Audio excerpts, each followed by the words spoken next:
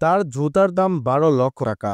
গলায় যে চেন পরে সেই চেনের দাম ১.৫ কোটি টাকারও বেশি। সম্পূর্ণ মাথা থেকে পা পর্যন্ত যতগুলো আউটফিট রয়েছে সেই অনুযায়ী হিসাব করলে দাঁড়ায় তার শরীরেই রয়েছে প্রায় ২ কোটি টাকারও বেশি জিনিসপত্র।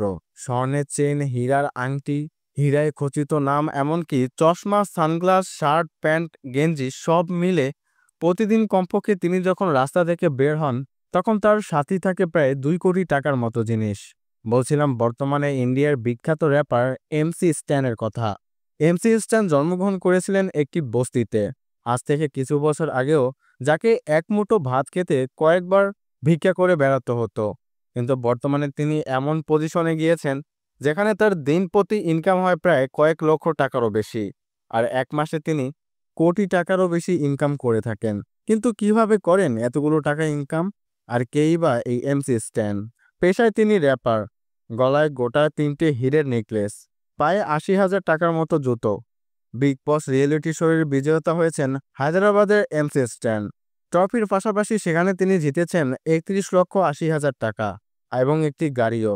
তবে এমসি স্ট্যানের জীবন এত চাকচিক্যময় হলেও তার দু চোখে এখনও লেগে রয়েছে দারিদ্র্যের গভীর অন্ধকার। ১৯৯৯ সালের ৩০শে আগস্ট পুনের একটি বস্তিতে মুসলিম পরিবারে জন্মগ্রহণ করেন এমসি স্ট্যান। মহারাষ্ট্রের পুলিশ দপ্তরে কাজ করতেন তার বাবা। তাদের পারিবারিক আর্থিক পরিস্থিতি খুবই খারাপ ছিল, কিন্তু এই পরিস্থিতির মধ্যেও গান বাজনার দিকে ঝুঁকেছিলেন স্ট্যান। ১২ বছর বয়স থেকে কাওয়ালি গাইতেন তিনি। ভাইয়ের দৌলতে ভিন্ন স্বাদের গানের সঙ্গে পরিচয় হয় এমসি স্ট্যানের। ষষ্ঠ শ্রেণীতে পড়াকালীন সময়ে প্রথমবার ইংরেজি ভাষায় হিপ হপ এবং র্যাপ গান শোনেন তিনি। গানের ভাব বোঝার জন্য ইংরেজি ভাষা শিখতে শুরু করলেন তিনি। স্কুলের পড়াশোনা শেষ না করে তিনি র্যাপ গান লিখতে শুরু করেন। বিভিন্ন প্রতিযোগিতায় অংশগ্রহণও করেছিলেন তিনি। সঙ্গীতশিল্পী এমিনেমকে গুরু মানতেন এমসি স্ট্যান। গুরু ভক্তির কারণে নিজের নামও বদলে ফেলেছেন তিনি। এমসি স্ট্যানের আসল নাম আলতাফ শেখ। স্ট্যান নামের এমিনেমের একটি গান মুক্তি পাওয়ার পরেই নিজের নাম বদলে ফেলেন আলতাফ। পড়াশোনায় মন না দিয়ে তিনি গান বাজনার দিকে ঝুঁকে পড়ায় স্ট্যানের পরিবার, এমনকি বন্ধু-বান্ধবও প্রথম দিকে তার পাশে দাঁড়ায়নি। পরে সকলে তার পাশে দাঁড়িয়েছিল। গানের জন্য মাঝপথে পড়াশোনা ছেড়ে দেন তিনি। পরিবারের এমন আর্থাভাব সহ্য করতে পারতেন না স্ট্যান। বাড়িতে এ নিয়ে অশান্তিও করতেন তিনি।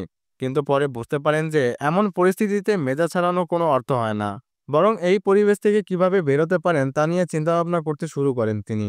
এমসি স্ট্যান গান লেখার সময় নিজের অনুভূতি প্রকাশ করতেন। ২০১৮ সালে প্রথম গান মুক্তি পায় তার, এবং গানের নাম ছিল আস্তাগফিরুল্লাহ। এই গানের মাধ্যমে নিজের ব্যক্তিগত জীবনকে ফুটিয়ে তুলেছিলেন তিনি। তার পারিবারিক আর্থিক দশা থেকে শুরু করে তিনি ধীরে ধীরে কিভাবে নেশার দিকে ঝুঁকে পড়েন তাও উল্লেখ করেছিলেন। এমনকি মায়ের সঙ্গে অনেক সময় দুর্ব্যবহার করতেন এমসি স্ট্যান।